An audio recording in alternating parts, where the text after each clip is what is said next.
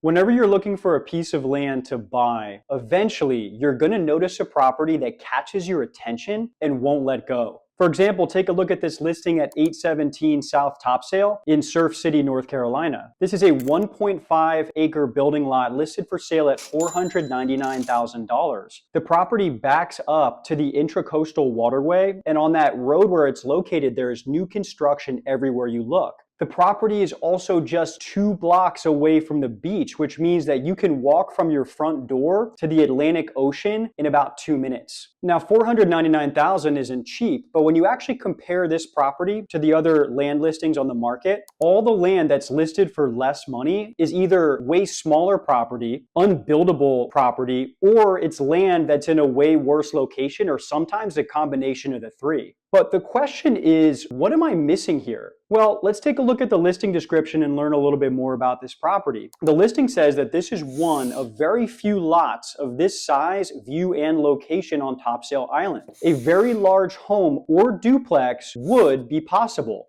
Would be possible. Would be if what? I don't know, maybe I'm overinterpreting this, but it almost seems like maybe the agent isn't so confident about something. What could that possibly be? When you actually look at satellite imagery of this property, you can see how extensive the wetlands are on this property. In fact, they cover up more than 60 or 70% of the entire property. When you go on Land ID, not only can you see the wetlands map in more detail, but you also see that the entire property and the entire area down this stretch of road is entirely covered by a 100-year flood zone. When you look at the county maps, though, you actually get a little more detail, because the reason this property is in a flood zone is because the front of the property, the highest location where you would actually build a home here, is between 2 to 4 feet above sea level. And the sea, yeah, it's like right over there, okay? So when there's a storm, the whole road is going to flood. And when that flood hits, you better be prepared. So when you actually look at the state flood maps on FRIS, you see that the base flood elevation in this whole area is 12 feet. That means that the 100-year flood, when that comes in, the water level is going to be 12 feet above sea level. What that means is that when you build at this location, you have to raise the first floor of any new building, not only to the 12-foot base flood elevation, but also an additional 2 feet to account for what's called a freeboard, which is a regulatory buffer for flood zone administration. And what that means is that the bottom of the first floor of the new home at this location has to be 10 feet above the current elevation of the property. That means that you have to build with what's called an open column foundation, which may add another $20,000 or $30,000 to your construction costs, which honestly is not that big of a deal given the values in this area, but it's still a factor and it is still more expensive, and the flood insurance is going to be a doozy by the time you get that quoted to get this property insured. Now, the good news for us is that if we want to buy this property, it may still actually be buildable. And in the listing photos, what you can see is that there's new construction just a few doors down at 825 South Topsail. But what's interesting is when you look at that new building and you actually go back to public records and you see the most recent transaction for the underlying land where that new building has just gone up, what you find is that that piece of land sold last year at $310,000, which is a full $189,000 lower than the $499,000 listing that we're looking at, despite the fact that we know that that land is buildable and we can't say the same thing about our property. Because with the property we're looking at 817, we're going to have to go through floodplain administration, wetlands delineation, engineering, and building code approval just to find out if this land is actually buildable at all. And we're going to have to pay another $200,000 on top just for the privilege. You see, that land is too good to be true, because if it was worth as much as they're asking, it wouldn't be on the market for over a year without getting a single offer. And in this video, what we're going to do is talk about a lot of these listings on the open market that catch your attention because the land is so compelling. But we're going to look behind the curtain and figure out that some of this land that's available for sale might not be all it's cracked up to be. Look at this listing at 824 Shiloh Glen in Santa Rosa, California. This is a 9.2 acre home site. List price $1.25 million. I mean, look at this beautiful setting surrounded by vineyards. It's an incredible neighborhood. It's picturesque and it has some pretty meaningful homes in the neighborhood as well. In many ways, you actually couldn't ask for a more idyllic home site if you're in the market in this location. That is, except for one thing, and that thing is slope. Because when you actually look at the property photos more closely, what you see is that this land has a 20 to 30% slope almost everywhere you look. Now, this land has a really small flat area by the front where you wouldn't build, by the way, for a couple reasons. One is setbacks, two is privacy. So the home site that you would build is actually up the hill on top of that ridge. And the way that this property works is that you go from the front up a really steep driveway to a ridge. That ridge then falls away from the road on the other side where it's just as steep the other way as you fall away from the road. Now, you might be thinking, okay, Alex, that makes sense. But look, like you can do some earthwork and you can grade and level the property to make it a little bit more manageable. And you're absolutely right about that. But my question is like, are you really going to do that across the whole 9 acres? Because just about every blade of grass is on a 20 or 30 degree grade. See, you can engineer a building foundation at this location. There's no problem in doing that. And in fact, a lot of the people that would have the means to buy this land and build a home at this location would be able to do exactly that. But the problem is once your home is built and you move in with your family, you can't throw the baseball out back with your kid. You can't play wiffle ball or ultimate frisbee. Can't play croquet. What good is 9 acres of land if you can really only use one? And if you're having to engineer your site plan to accommodate the extreme slope? Now, if you're in the market in Sonoma County and you want to buy a home site for a custom home, I like the property. I just think you can do a lot better. You can find a lot of better property that has a way lower cost to get into it with a site that's going to be way more manageable for you. Now, let's take a look at this property on Creek Road in Ashland, PA. This is a 6.7 acre property, asking price $70,000. It's basically like a national park. I mean, it's a wooded lot where a big creek runs on the northern side of the property parallel to the road. And on the south of the property, it abuts to state game lands. And so you have this recreational paradise, a beautiful wooded property with plenty of acreage, great natural features that's perfect for the outdoor enthusiast. It's listed for $70,000 too, which is pretty cheap because similar sized land nearby has sold for $105,000, $130,000, and even $219,000. Seems too good to be true, right? Well,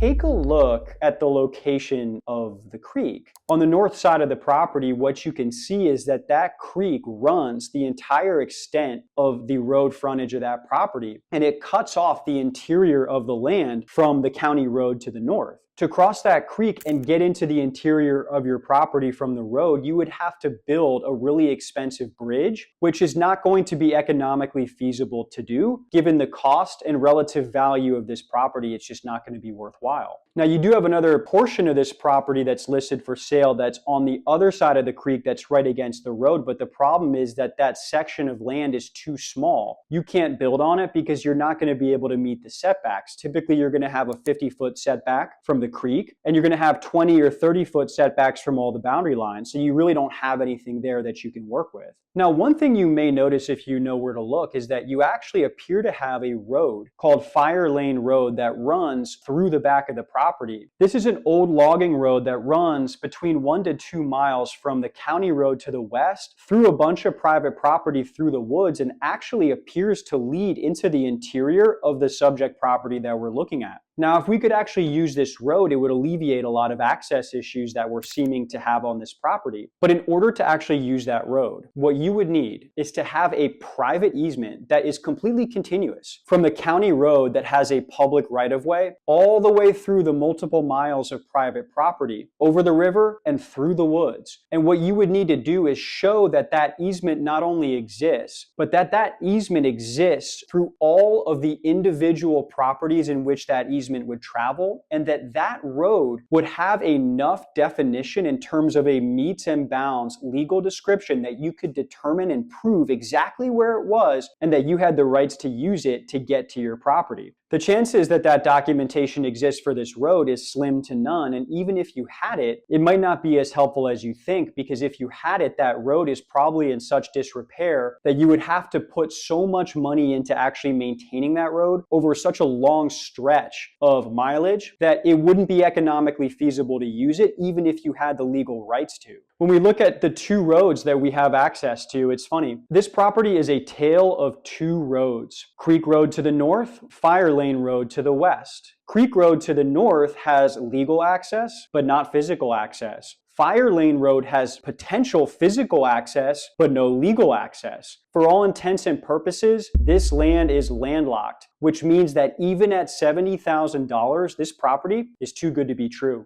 Now take a look at this 2 acres for sale in Bladenboro, North Carolina, listed at $15,000. I mean, wow. This property is the cheapest land in the entire county that's 2 acres or more in size. Think about it. It is 2 separate building lots that you could buy for $7,500 a piece. Now, this is not the most expensive area in the state, but come on now, that's a total steal. That is, until you notice the neighbor. The neighbor of the building lot on the right-hand side of this photo has set up shop, literally and figuratively. He's built a shed and extended his yard over the property line into the interior of the subject property. Now, you may be thinking, look, well, no big deal, right? I mean, worst case scenario, I know it looks bad, but there's enough acreage in the back of that property that you can just build in the back and avoid the encroachment from the neighbor, and it doesn't mess up your site plan. But what if he decides to extend his yard again and take more space? I mean, you didn't do anything about it the first time, so why would he expect you to argue now?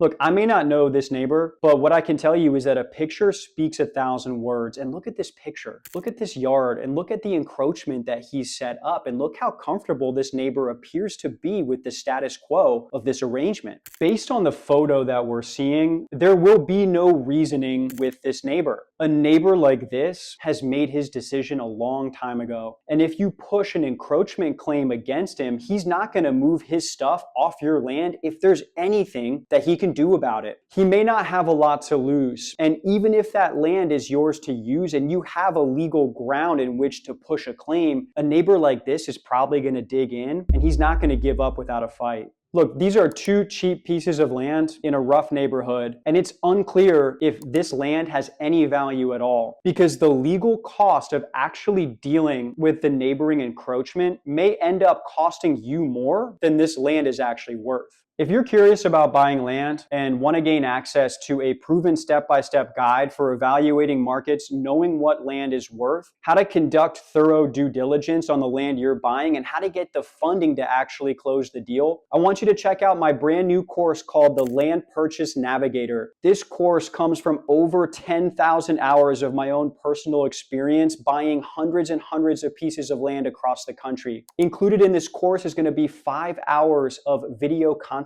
including land analysis guides, downloadable due diligence checklists, property analysis guides, and all the tools that you're going to need to buy the perfect land at the right price with no prior experience required. Check out the link in the description below. Check out the Land Purchase Navigator, and you're going to be glad that you did. Speaking of which, if you're actually planning on buying land, you should know how to spot good land versus bad land, what the difference is, and how to know the difference. And that's going to be the topic of the next video on our channel. Click the link below. I think you're going to enjoy it.